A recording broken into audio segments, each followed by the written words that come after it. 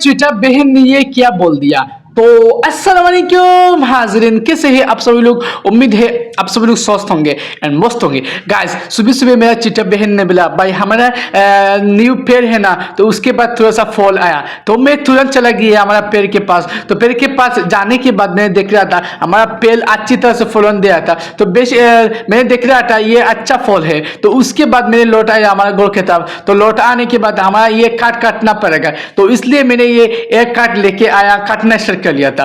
तो काटने के बाद मैंने पट करके इधर से रखना पड़ेगा, तो इसलिए मैंने पट करने के लिए ट्राई कर रहा था, लेकिन थोड़ा सा प्रॉब्लम हो गया गाइस। प्रॉब्लम क्या हुआ था, हमारा दा है ना, दा थोड़ा सा टूट गया, तो इसलिए मैंने ये टिक करने के बाद फिर एक काटना स्टार्ट कर लिया था। तो काटना स्टार्ट करने के बाद मैंने काटा कंप्लीट कर लिया था। तो उसके बाद मैं मेरा छोटा भाई थोड़ा सा हार गया ये चीज आनने के लिए। तो फिर मेरा गोल के तरफ